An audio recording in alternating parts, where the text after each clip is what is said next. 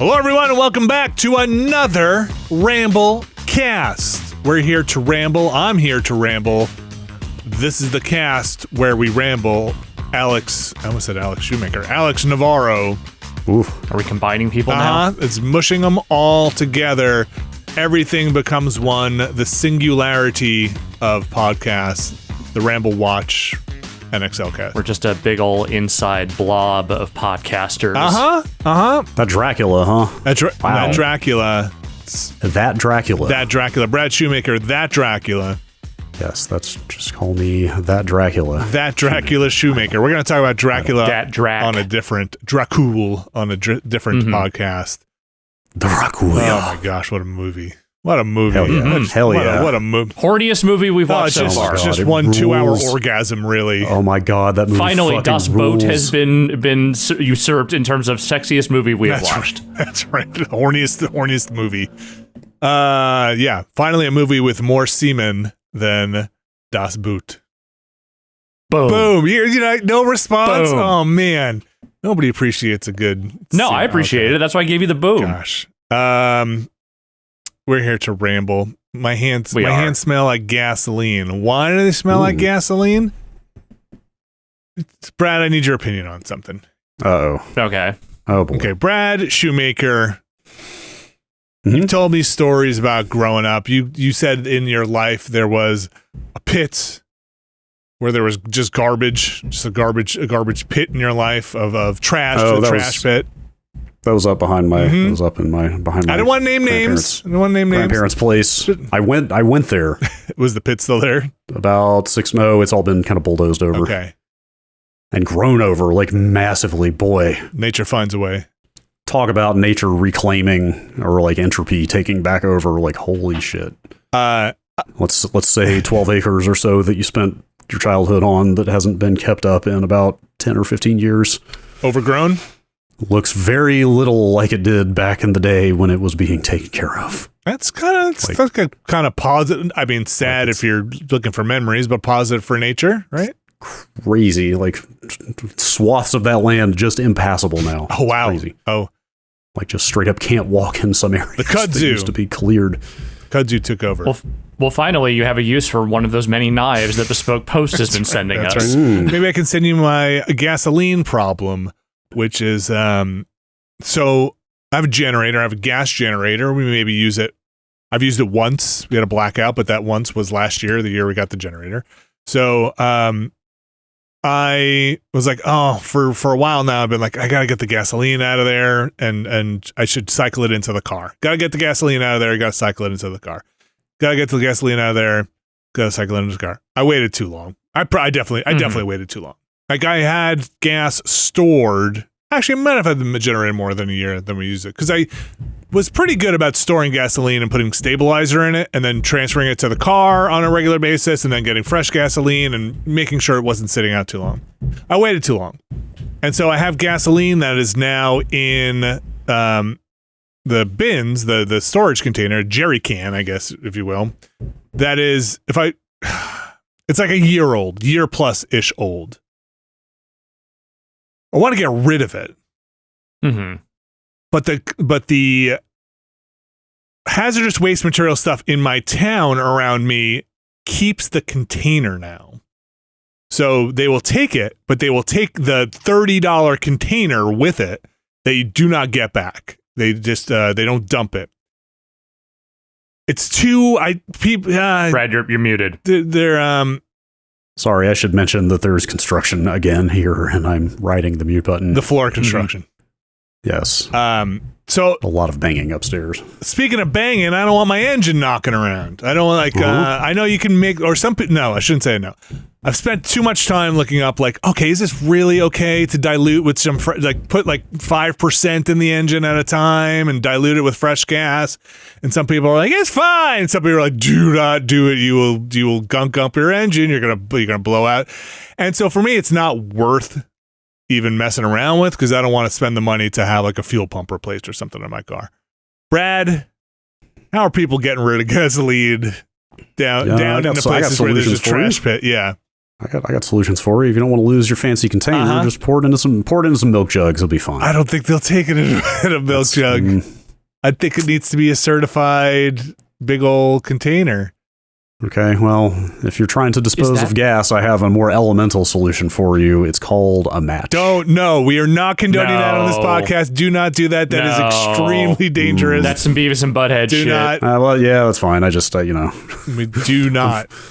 I'm from a place where there's enough room to go out and do things like that. Do not. Right. Gasoline is highly explosive, highly volatile. We do not. This podcast does not condone lighting your gas. I want to do it the right way. To be fair, we would not just go combust a bunch of gas. No, you put in a super soaker first, and then just to be clear, spray it out. Is this the racket that, yes, they'll take your hazardous materials or whatever, but in fact, the reason they will only take these certified containers is because they are actually just reselling these containers? I don't think they. Is that what this is? I don't think they used to keep the containers. So for oil, until they learned it was profiting.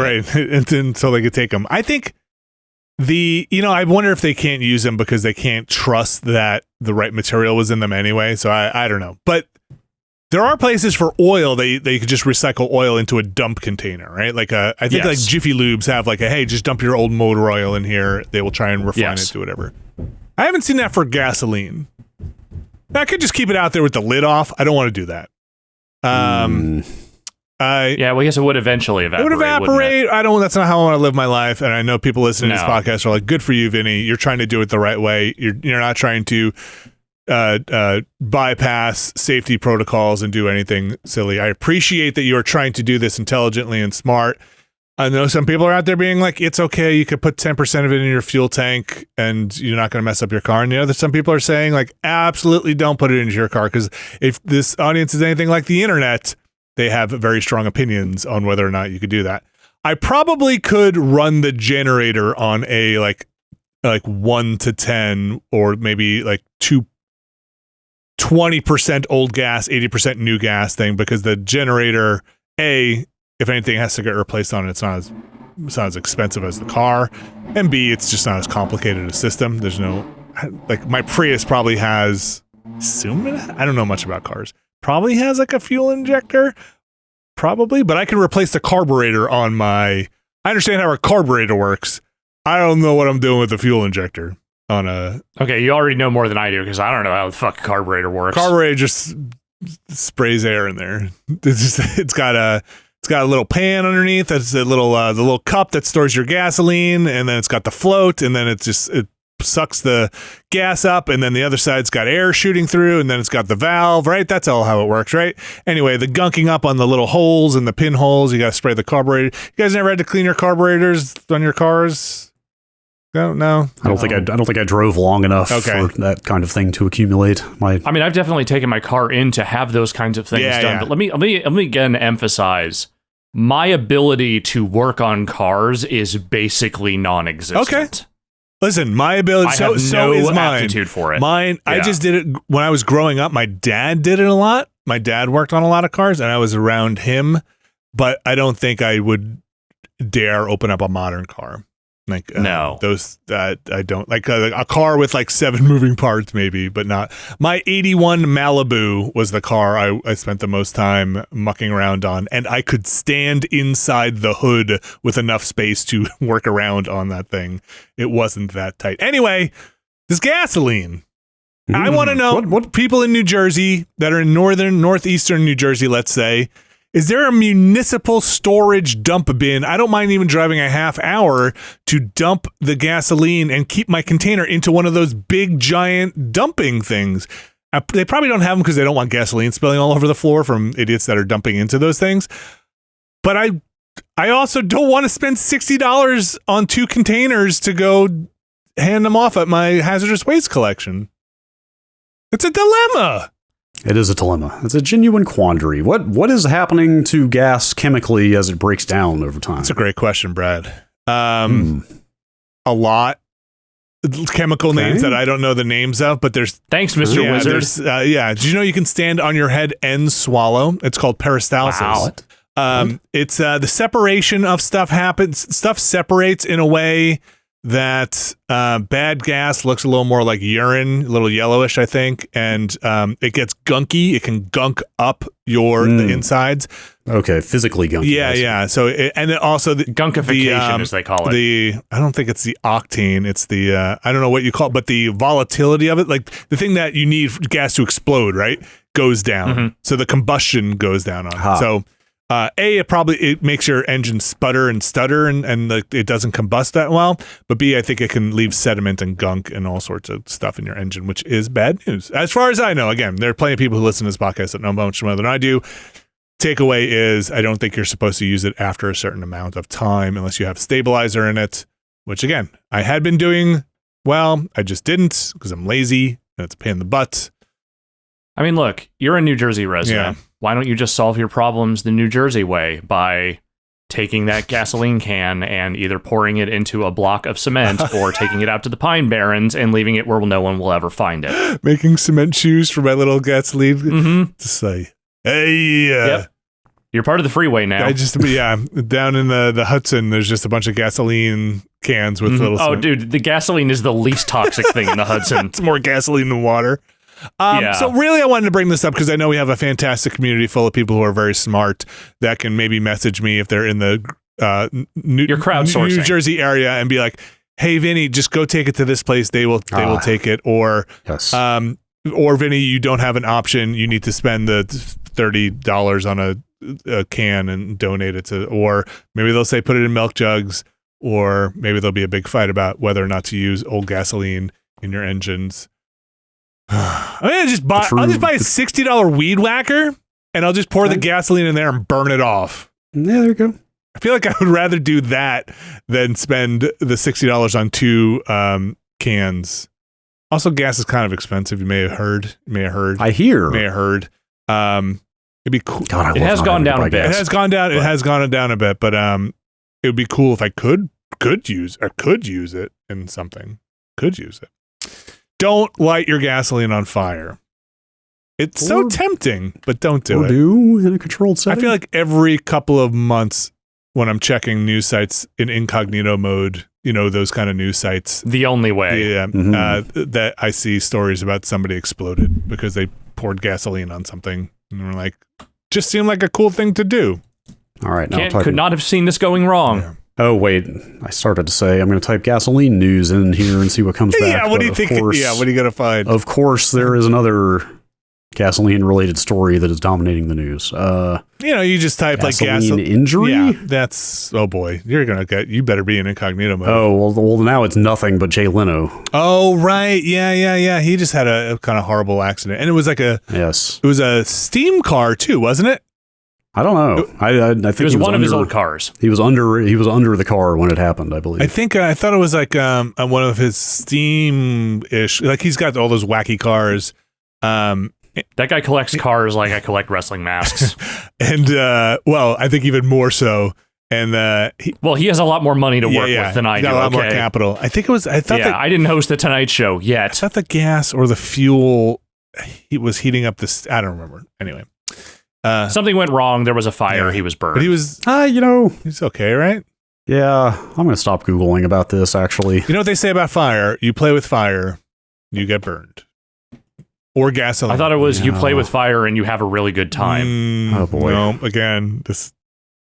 Look, I was raised by Beavis and Butthead, okay? Again, bring it all full circle here. These are the things I believe.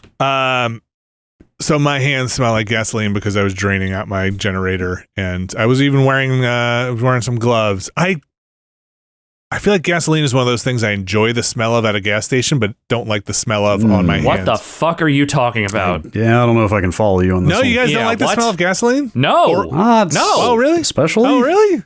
Okay. I mean, listen. It's caustic smelling. Oh, really? I don't know. How about motor oil? No. The entire time I'm huffing gasoline fumes, I'm thinking to myself, something as bad is happening to my brain right now. Yeah. I mean, listen, I'm not going to say I seek it out, but I'm like, oh yeah, I don't know. Maybe hey. Are we just doing a Beavis and Butthead episode without realizing it? We're talking about huffing gas. There is, I think Alex, Alex has frozen. Man, just stone-faced. Alex, we lost you for a little bit there on the main feed. Okay. So look, all I'm saying is that if we're huffing gas and we're fucking, like setting fires in the woods and shit, like, I don't know. It just feels like at some point Mike Judge took over this podcast. What else is on the checklist? I mean, obviously watch some music videos. Yeah, I could jam myself into a pipe. Mm-hmm. Some light shoplifting, probably. Yeah, right. We'll go unknowingly go participate in some rally because of some misguided thing, like meeting women or something like that, right? Like that sounds like a Beavis and Butthead thing. We could drive a tractor into Anderson's house. Okay, that sounds about right. Yeah. Okay. Could glue really gross looking fake beards on ourselves. Using cubes. Mm-hmm. I think there was a Cornholio poster in High on Life. I think is in the bedroom. I think a lot of references in that game. And then also we were talking about it before the show, but the other hand has super glue all over it. So I'm just so super glue. I do not like the smell of. Not a fan. Wait, does super glue have a smell? Oh yeah. Yeah, it smells like glue, like intense glue smell. Oh, it's like that to me smells like brain cells dying. Yeah, that's chemicals. Yeah, that's baby. chemicals. And then to get that off, sometimes I'll use acetone to get it off my hands. Then it just feels like maybe the cure is worse than the sickness on that one. And like now I'm just rubbing acetone on my skin, and that's probably bad. And I should just wash this off before. I should just not put it on my skin at all and just wait for. Isn't that nail polish remover? I think it's in nail polish remover. Yeah. That's probably okay, right? You know what's probably you live in California. Everything's got a label on it in there. Mm-hmm. And every time I get something that has this was it Prop 65? I think it's 65. Yeah, Prop 65. And I'm like, that's California. They just don't like brass or copper, magnesium. It's probably okay. It's probably okay. It's probably okay. Turns out there's nothing out there that doesn't cause cancer. That is probably true. Super glue? Cryosilic. I love the name of super glue, but I can't remember it. Cryosilic something. It's a good name. It's one of the fun ones. That's not super glue because I think super glue is a brand name. Yes, it is. So.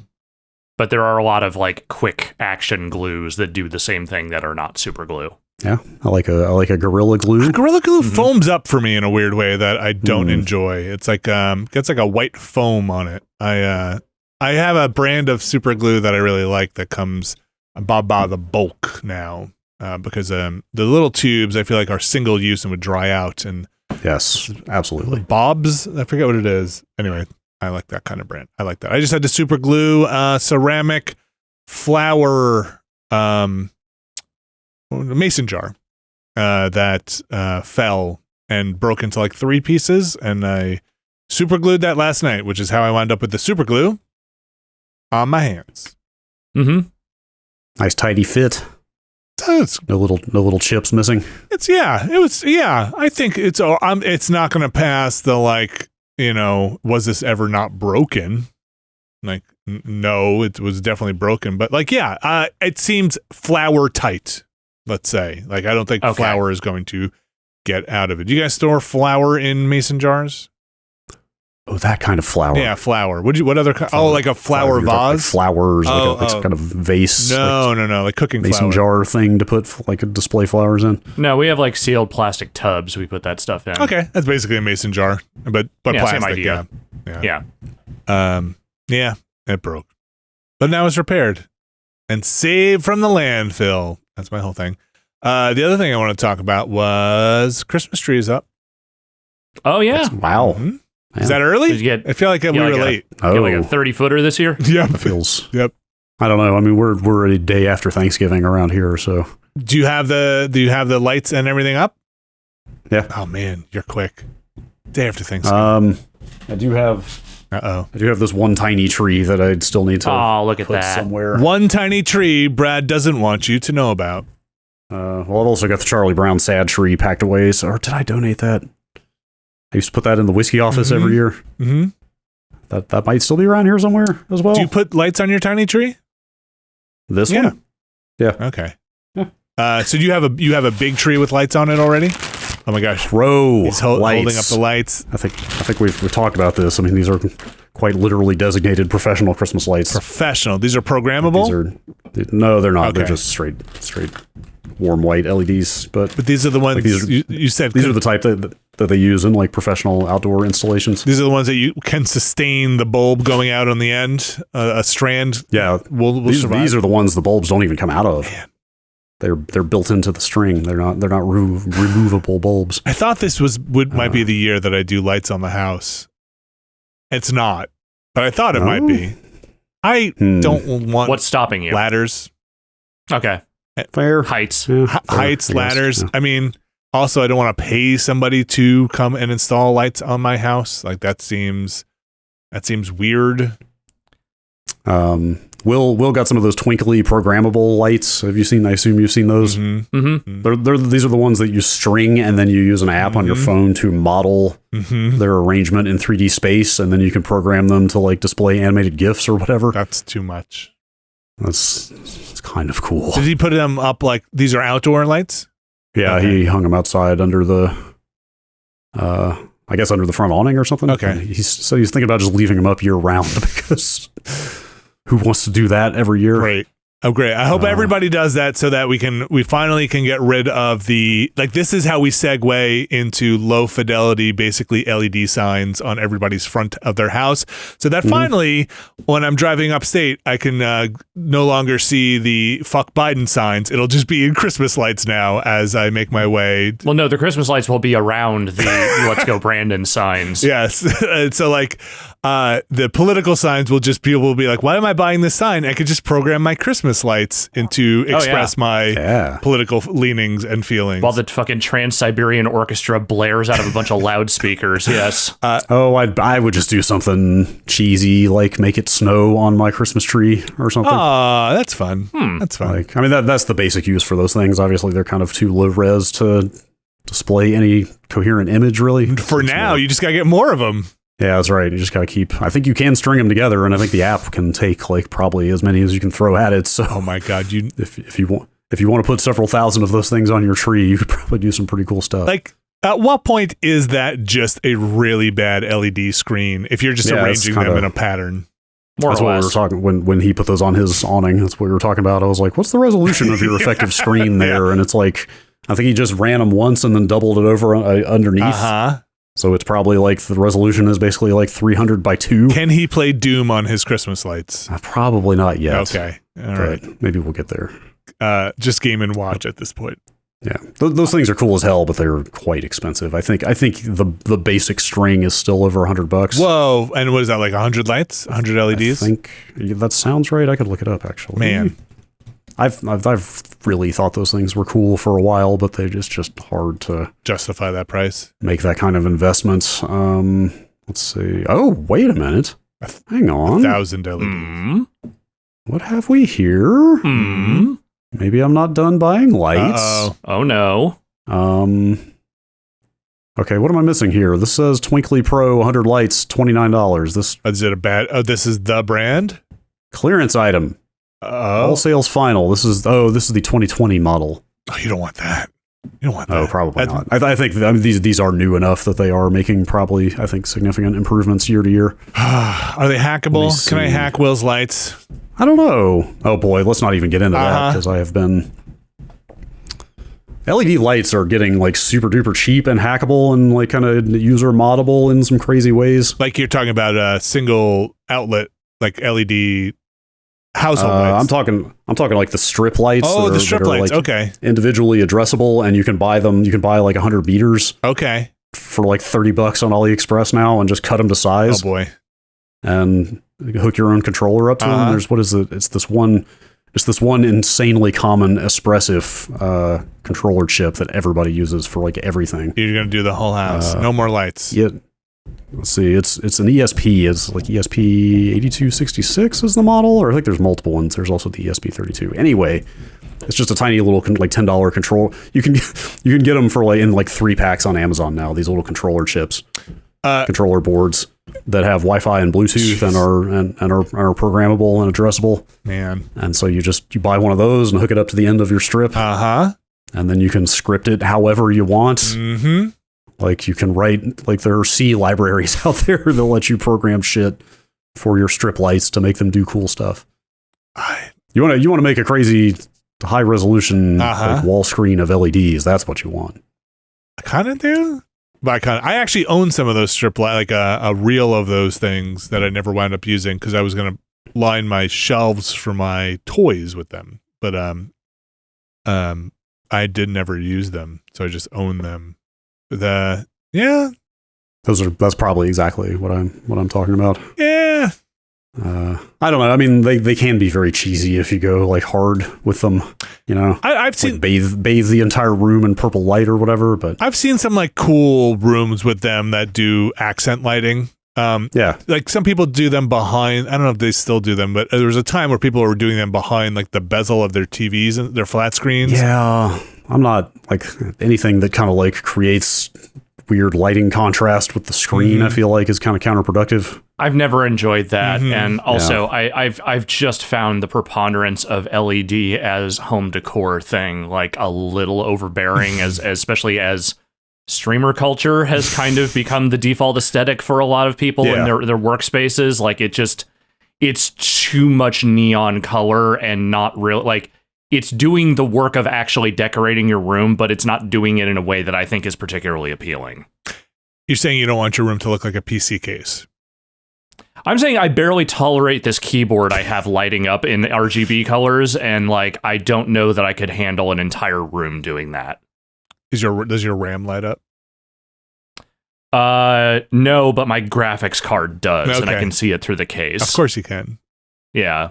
Yeah, there's a lot of lights. It's just not my thing. It's not my thing either. I get that people want it, and like sick PCs. Everyone thinks it looks like the future, but no, it just kind of looks like cheap lighting that has colors on it. Like it's not futuristic. Have you guys ever put have you guys ever put tape over an LED light because you couldn't turn it off from something?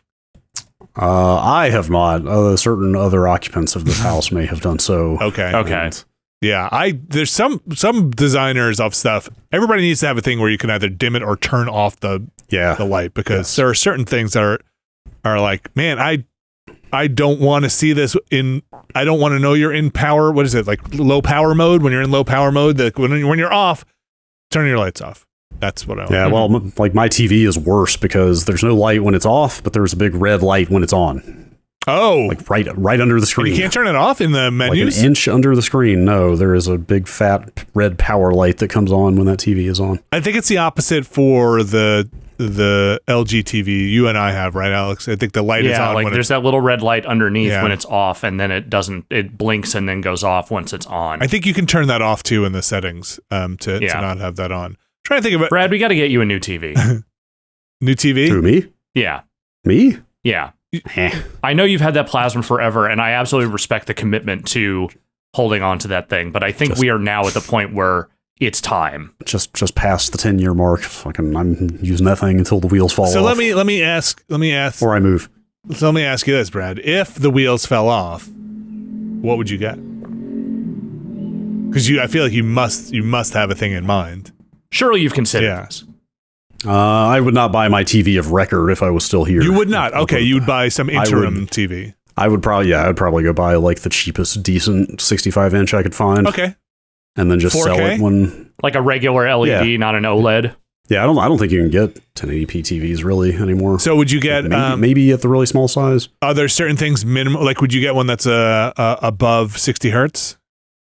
Like, would you? Yeah, for sure. You would. Okay. I'm just like, what's your minimum threshold? So you go like 120, you go like HDR. Most regular LEDs that do 4K would probably at least get you to 60 hertz. Well, everything. Yeah. I mean, NTSC is 60 hertz. That's. But you'd get, every TV ever has been 60. You'd go 120 and you'd go HDR minimum. Are TVs going above 120? Because 120 is the high end of the HDMI 2.1 I don't know spec, that they are so yet. If there are TVs out there doing higher refresh, that's like getting into PC monitor territory. I wonder. I know some people are using their TVs as PC monitors, so maybe they support it on the high end.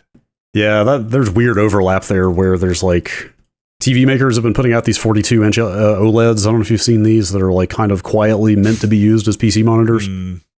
Because they didn't have like I assume the problem is they couldn't get to the pixel density necessary to do like an actual monitor sized OLED monitor, although they're finally getting there now. Do they have DisplayPort on them? I think it varies by monitor. I think I want to say there are 27-inch 4K OLED monitors out there now. Finally, in the last like year or so. Let me see. Yes, there are. That's cool. So you are. That's only $2,000. You have 4K PC monitors, right? No, these are 1440p. Okay, but they're 120. They actually go to up to 165 hertz. You have to do some weird fuckery to enable that. It's not enabled out of the box. But you are an HDR-free household. No, these monitors do HDR, what? but really? HDR but PC HDR is a mess. So at the OS level, like at the Windows, HDR sucks, but also the HDR on these LCDs with a shitty backlight is just fucking awful. It doesn't look great. You get the upper end of the contrast. Everything is super bright, but the black levels, the dark parts are so awful with the backlight bleed that it's like it's barely worth using. This Samsung one I have that does HDR actually looks pretty good, but it definitely pales in comparison to like what it looks like on the TV. I wonder. I would get whatever the cheapest like decent. Like probably a Vizio. I feel like I'd have to do a refresh on like what's out there. I feel like TCL has kind of taken the crown from Vizio in terms of like the good cheap TV to get. Okay. Yeah, that's like what in-store brand is that? It's not. It's its own thing. Oh, okay. I thought it was it was like Best Buy in-store brand or something. God, what is Best Buy's in-house? Hisense? I think it's Hisense. Okay. Yeah. I've heard the Hisense stuff is actually okay too, but TCL, is definitely like if you want a cheap TV, these are the best cheap TVs you can get. Yeah. Who's Dynex? I think I want to say I had a Dynex in the Sausalito basement. Who is that? If I'm not mistaken, I used a Dynex TV for most of Giant Bomb until we got bought. I feel like that was like an offshoot of a brand, or that sounds like. Boy, there are a lot of Dynex products that are not TVs out there. I think they make like USB hubs and peripherals. And like wall outlets and iPad covers, and here is an Apple Watch band that looks like a holiday sweater. Okay, Dynex will make anything you want. Dynex, you want it? You got it. Dynex is here. Hey! I don't know who this is. There's a Best Buy logo on the Dynex site, so maybe they're also... Okay. Maybe Hisense is somebody else. It's all coming out of the same factory. But TCL, again, is the one that I've seen people tend to go for these days. Oh, actually, I think Hisense might just be its own company. I think maybe Dynex is the... Anyway. Yeah, I'd probably look at TCLs. I'm trying to think, like, what is the current, like, decent backlight, but not amazing, but very cheap? I can't remember where things were at there. Dude, I wouldn't blame you if you want to do, like, a 2023 refresh before you bought a TV. I mean, things change pretty rapidly. So, I don't know, do we care about TV backlights here? Like, mini LED was becoming a thing like 3-4 years ago, which is, I think, pretty widespread now, but I don't know if it's cheap enough now because it was quite expensive when it came out. It's basically like a higher res backlight. Okay. It's like more smaller LEDs behind the screen. And like the idea, if you could ever get enough LEDs small enough, is that you would have a backlight that approximates the brightness of the entire picture, or very close to it. So you wouldn't get these blooming areas because you only have so many backlights to work with. So you'd basically be able to turn off elements of the backlight dynamically with the image to kind of... That sounds complicated. Make the backlight levels better. Yeah, but I mean, like, OLED obviates that whole problem because there is no backlight. What is QLED again? Isn't that the mix? I think the Q probably stands for quantum and quantum dot, if I'm not mistaken. Like, TV branding and the naming for all this stuff is just infuriating because it's like marketing, right? It's just a lot of it is just marketing because once OLED came on the scene, then LCD makers rebranded as LED TVs just to sound like they had parity when it's really still just an LCD with an LED backlight. How about space grown LEDs? I want all my LEDs grown in the vacuum of space for perfect symmetry. I don't want gravity involved anymore. Fair. Can I get that? I I've always wondered about the O and OLED. Like, what organic compounds are we talking about exactly in the TV, in the pixels? It stands for the ooh you do when you see it. We don't know. I mean, they're made in Brooklyn. There's no pesticides used at all. It's it's artisanal. These are I want to know treated. These are humanely treated LEDs. A film of organic compound, but like what? You don't want to know. Like this doesn't say. You don't want to know. Says you're digging too deep, Brad. It's poop. Okay, they spread poop over a film, and that's what you're watching in your. Exactly. That's what I was. That's what I was wondering. It's human. It's human. Is it alive? Is my TV alive right now and in horrible pain every time I turn it on? My understanding, I could be wrong about this. I think the organic compound is what breaks down in OLEDs over time that causes like burn in and. Wait, my TV's gonna break down? Well, all TVs break down eventually. But. Yeah, I mean, all screens kind of degrade in one way or another over time. But what's the shelf life of my TV? I don't know. I mean, I'm sure some of it depends on how early you bought it, because these things obviously get better year by year. I feel like I've been starting to see a little bit more. Maybe it's in my head because I keep looking out for a little more residual bloom on a screen after like a menu goes off. Like if I'm on a menu for a little bit, not burning necessarily, but like I'll be on a menu and then I'll hit a dark area and I'm like, oh, I could still see the after image a little bit you got that, on there. That pixel refresher in there, which does get rid of a little bit of that if it's really kind of stuck in there. But the other thing is that, like, yes, I mean, the early models of those TVs had burn-in problems to the point where there was actually, I think, like, there was literally a panel defect in one of them. And so that was what I had replaced. Yes. Was them coming? They had that for free. Too, I think. Yeah. LG came in and did the fix on it. And I've had no issues since then. So whatever they did after that first generation seems to have at least gotten rid of most of that. But I don't doubt that at some point all those are going to break down to some degree. I'm kind of glad I waited on OLED, because there are actually a bunch of people making OLEDs now. It's not just LG dominating the market anymore. Like Sony and Samsung. Right? Samsung finally is out there with their own OLEDs now. So there's actual. I've heard like good things about those Samsungs. Yeah, there's actual competition in the space now, which is exciting. Sony's are always good, but they're always overpriced, right? Like there's a Sony tax. I think Samsungs have the deal with. They're the ones that with the deal with Microsoft for the Xbox app, right? That's right. Well, that'll eventually come everywhere, just because Microsoft will do whatever they can to get that thing out there. Brad, would you get a smart TV?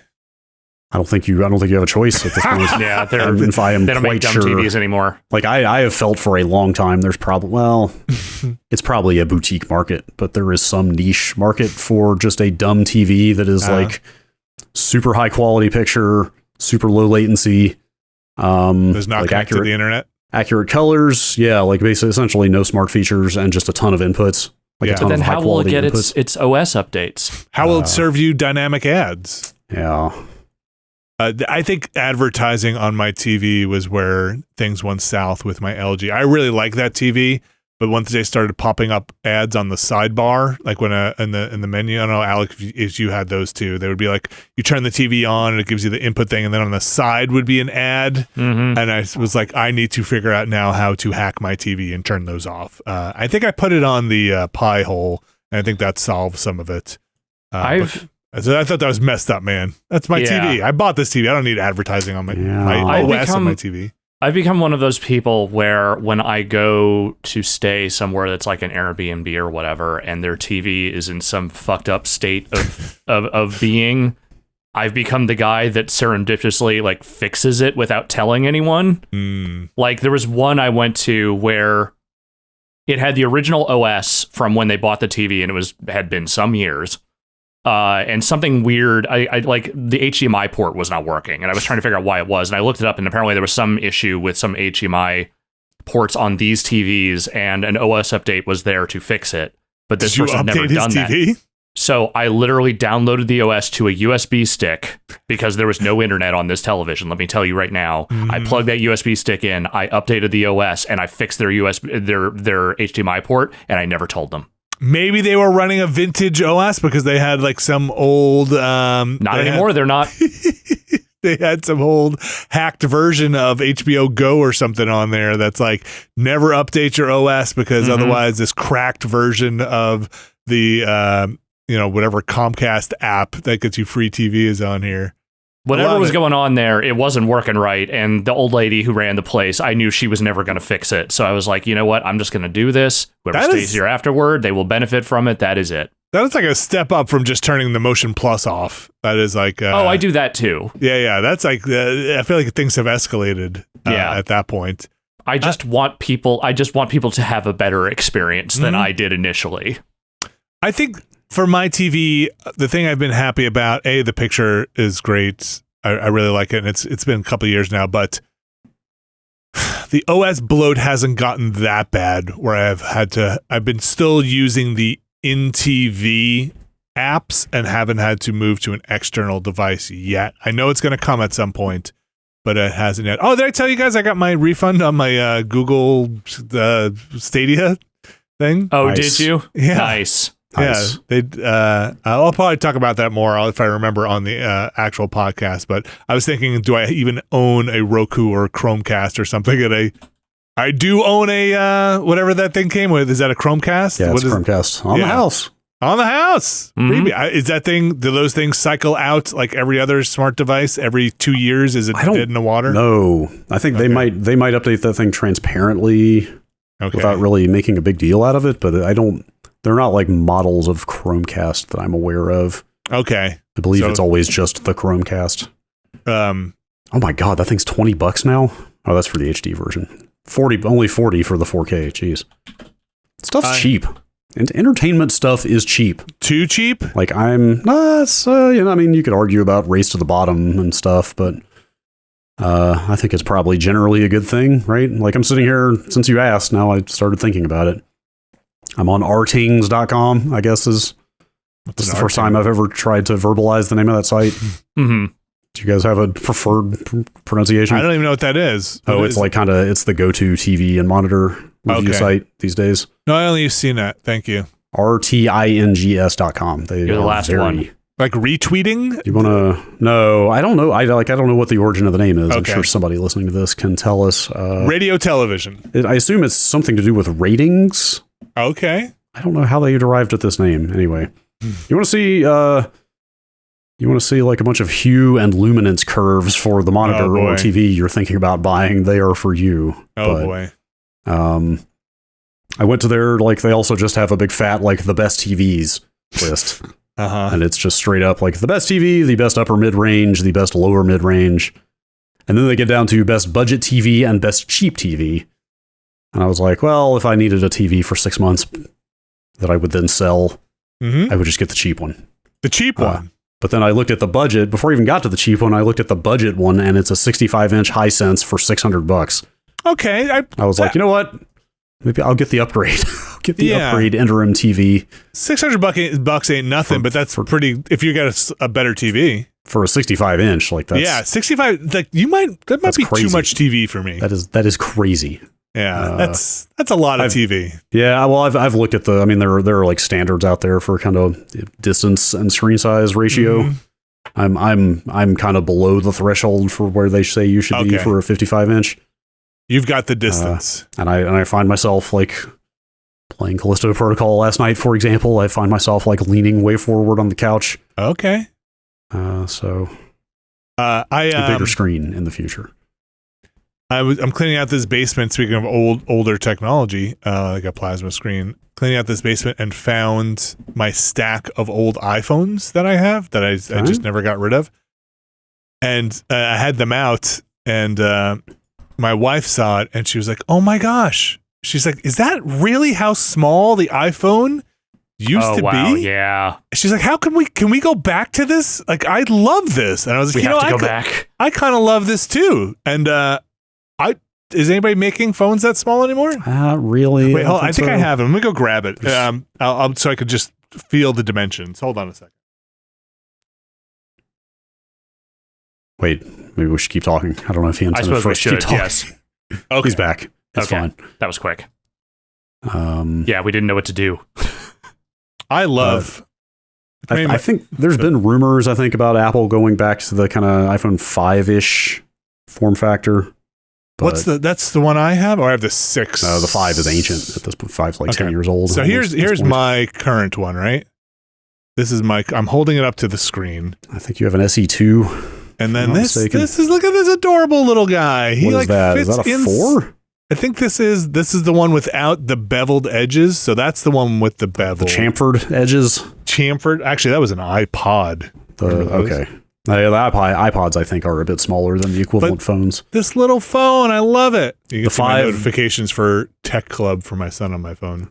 The 5 was the one with the chamfered edges. The 4 has got the more rigid kind of silver metal antenna. That looks like a 4. I can't quite see from here. That looks like a 4.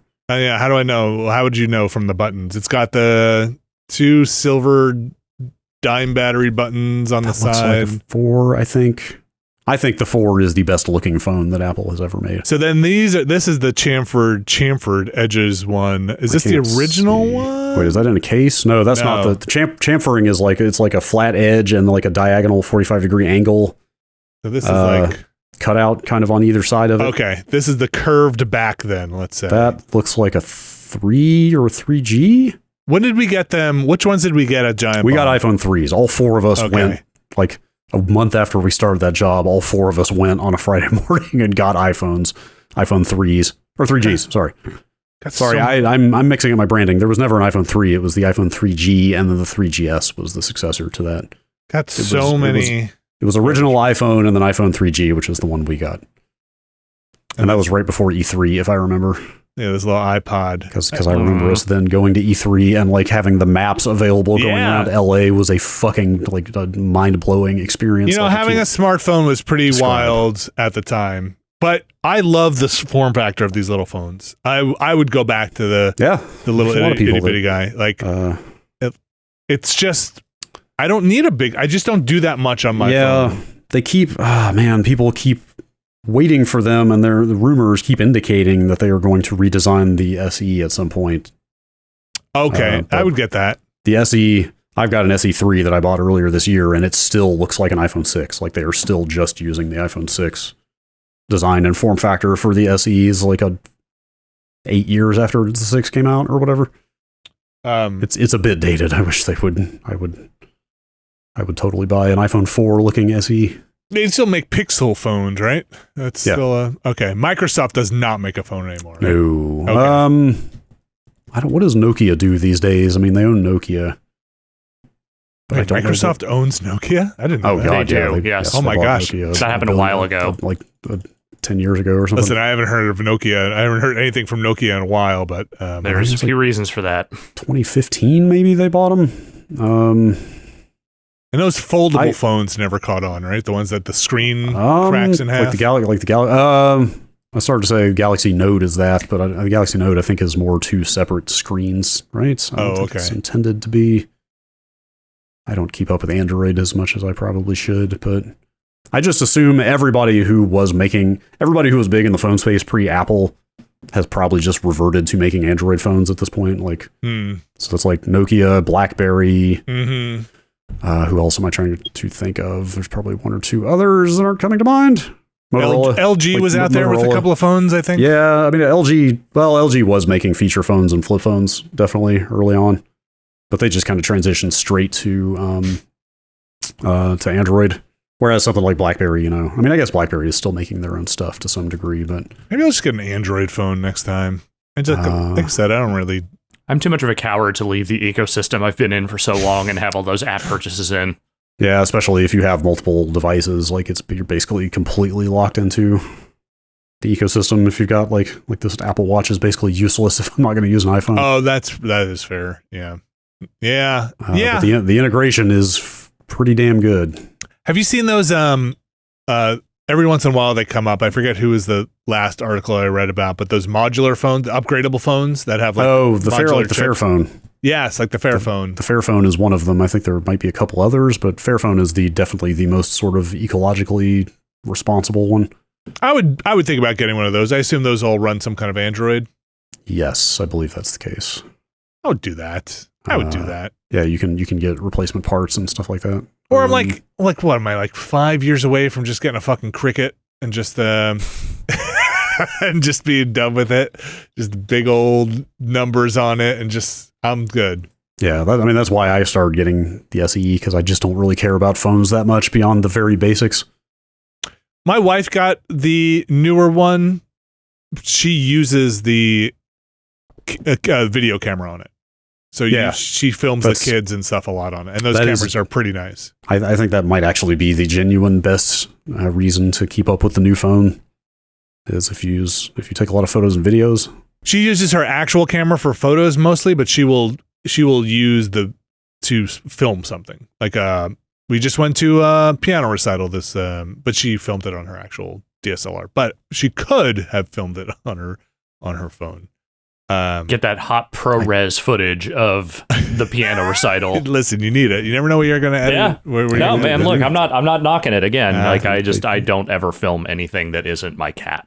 They do record ProRes now. I wish there was a way to repurpose old iPhones. I wish it was easier to root those things. So, but you straight up can't. Like, I would love to just install. It would take some work to get Linux running on there, but something along those lines. So that's what I should just e-waste these, right? That's the thing. Like old iPhones are like basically useless, unfortunately.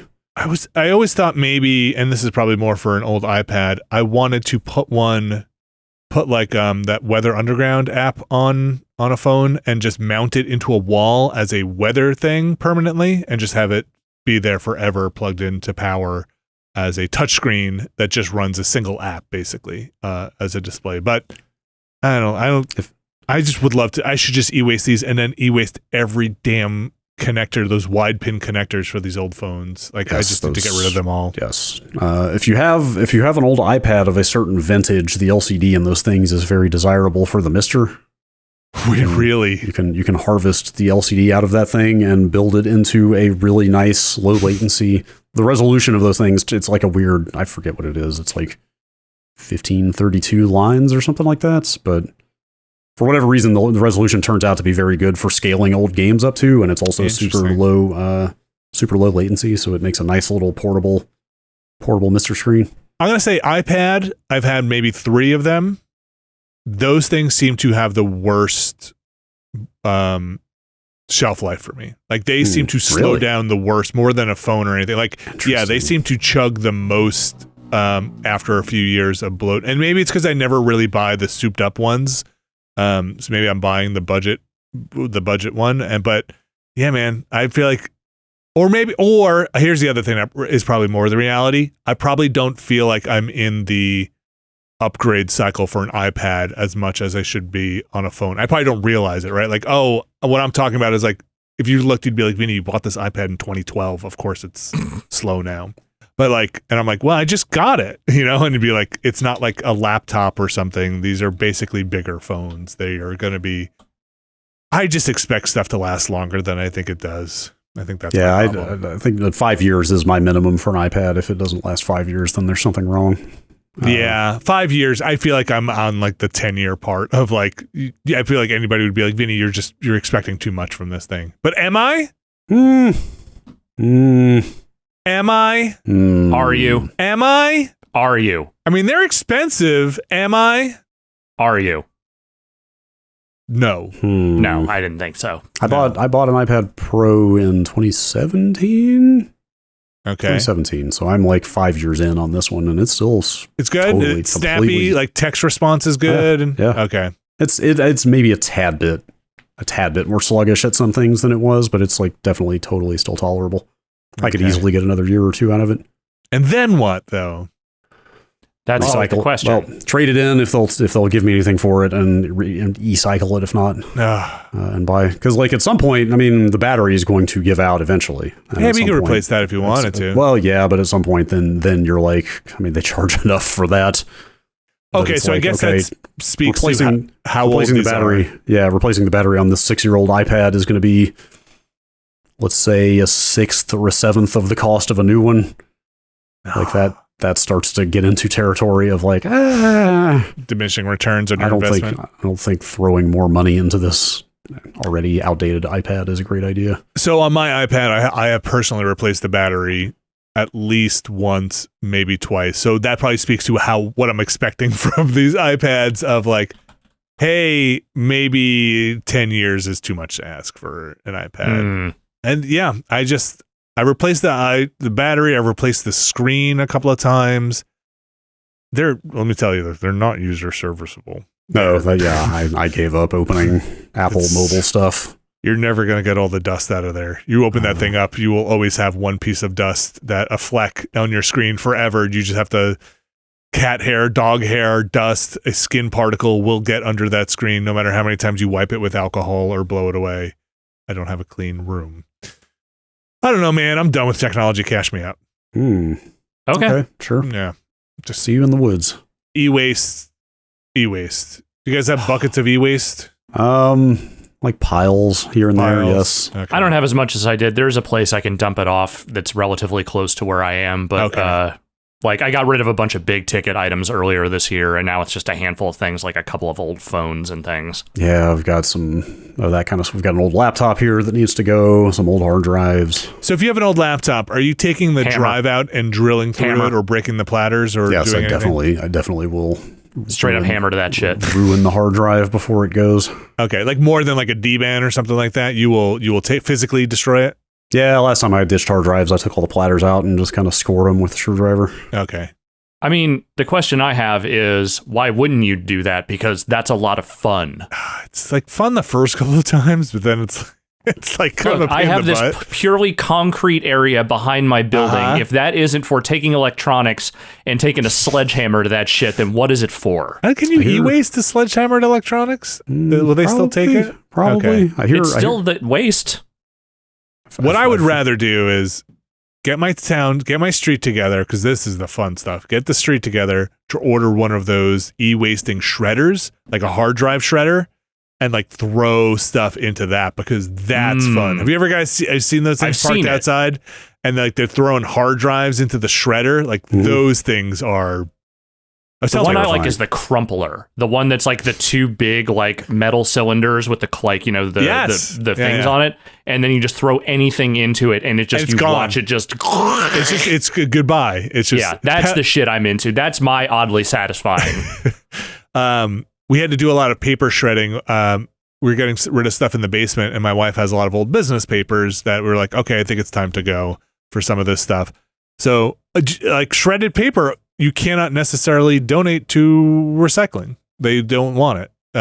It's because it gets everywhere, right? So sometimes they will take it, sometimes they won't take it. Depends on your municipality. So I think we're going to try, and I have a full large garbage bag now full of shredded paper that either we're going to use for compost when it's the summer again, if it makes it that long, or we're going to try and make our own paper. With the kids, fun project of making your own paper from the recycled paper. Seems like a fun afternoon of okay, we'll see how far we get with this. And the true recycling. I can't really write on it because it's really rough. Then you can do whatever you want. You can make 8.5 by 12. Whatever I want to make. I'm non-standard paper sizes. Let's do it. But yeah, shredded so much paper. Shredding stuff is fun, and I had a good conversation with my daughter about the crumpler, as you called it, or electronics recycling. That's my affectionate term for it. Which is like basically, hey, you want to know about real shredding? They take entire computers and throw them into a thing. She's like, get out of here. I was like, no, it's real. It's real. I should go look up some YouTube videos of that stuff. Those are fun. Final question here on the e-cycling. What constitutes e-cycling for you guys? If it has a circuit board in it, is it e-cycling? Definitely. So if a microwave, e-cycling? Oh, Or is that to the curb? I would see if the because here's the thing, the e-cycling place next to me does not take a lot of appliances. They're more interested in computers and monitors and that kind of thing. So I bet they wouldn't take the microwave. Okay. Like that's where I run into stuff where I then try and take the circuit boards. Will they take parts, Alex, by you? Like a circuit board?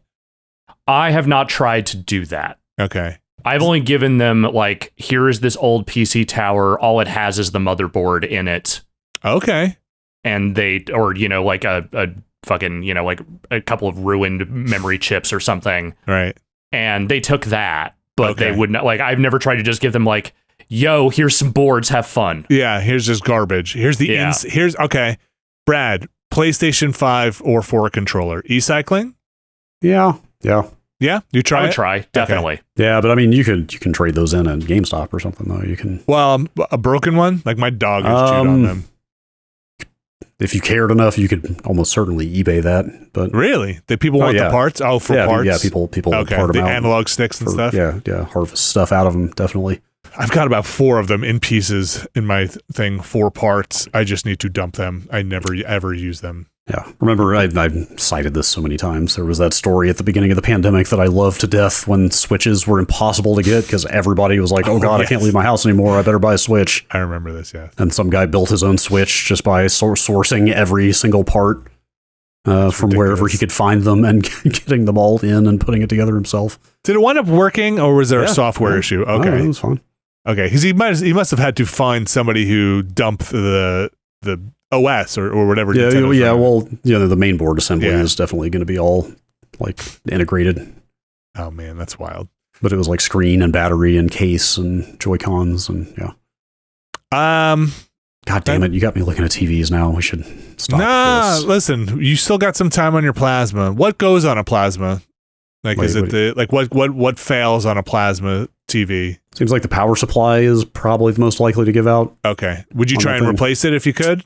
Doubt it. Okay. Feels like you might be beyond that at this point. I mean, I definitely could if I could find one. Okay. Let me just see. Highly doubt Panasonic is still selling them. Okay, how about this? Wait a minute. Go on. Have you eBayed or gone onto eBay or another site to check the price on your TV in a working condition? Oh, gosh. Because if you could sell it now before it goes, would you do that if you could get a good price for it? Like maybe there's some like... Probably not? Okay. It's probably too much hassle. I don't know that you're going to find one of those on eBay. Because maybe people are like, oh man, no, this TV's awesome. Like I need this TV. I will pay you $3,000 for your plasma TV. There absolutely were people before OLED became a big deal that like sought after plasma so much. Well, these days everyone wants CRTs that still work. Those are the money TVs. I mean, those are the real holy grail because there are things about them that are irreplaceable in modern screens. It's too depressing. I don't want to go into it. There are certainly some Panasonic plasmas on eBay. Okay. Not really for enough to convince me to actually bother getting rid of it. Okay, fair enough. TV still looks great. Is it hot? If that's all that matters in the end, as long as you're happy with what you're watching, then what does it matter? It still looks fantastic. I mean, there are very serious TV evaluation like YouTube channels out there to this day doing like OLED versus plasma comparisons, and like OLED usually, for the most part, comes out on top. There are still a couple things about plasma that are better, but it's like they're close enough still that like I just don't care. It was contrast for a while, right? On plasma. Well, it's contrast. The thing I've noticed is that one weird thing about OLEDs. Yes, they do a really good job of presenting stuff that's in SD, like DVD sources. Genuinely look better on an OLED, I feel like, than a lot of other high-def TVs. Something about the way the contrast works, something about the way that they display the image. Like, there is a warmth there that you don't get on regular flat-screen HD TVs, but you did get on, like, old TVs, like the old CRTs. CRTs. And I'm not really sure exactly what it is, but there's some fucking witchcraft in there that makes those SD sources just look a little nicer. I mean, they're still SD, but like the actual like warmth of color and stuff just looks better.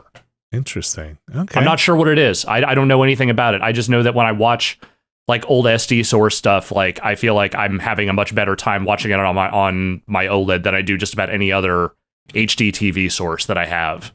Should run it through your what's your retro game device? Oh, the RetroTink? The RetroTink, yeah. Run your DVD player through there and then put some scalars. DVD player, please. That's what you're doing with your old sources. Yes, I'm doing everything on my DVD player that I bought at the Best Buy. That's definitely how I am sourcing these. You did not buy it. You bought it at the Circuit City, please. You're right. Yeah, yes, sorry. No, but I got the cheap one from Radio Shack right before they closed. All right, let's wrap this one up. Thanks everybody for joining us on this Ramblecast. Don't forget to message me about how I can get rid of my gasoline in the greater state of New Jersey legally, safely, and ethically. If there is all a of the good way. above, ideally. All of the above, and I don't necessarily want to have to give up my container to do it. Yes. Make Brad a fantastic offer on his TV. Starting at $5,000 and up, right? It's only offers at $5,000 and up. Like the hassle of having to deal with getting it out of here is a big reason that I haven't bothered replacing it.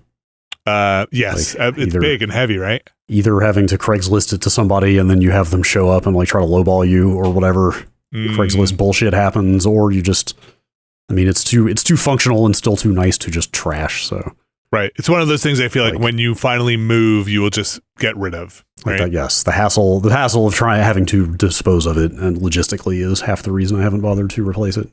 But again, it's like it's still pretty damn close to what's out there now in a lot of ways. And if you have any tips for Alex's DVD player, keeping it up and running, let him know. He's got to buy that disc that cleans the DVD drive once in a while. Gotta lubricate it. Gotta lubricate it.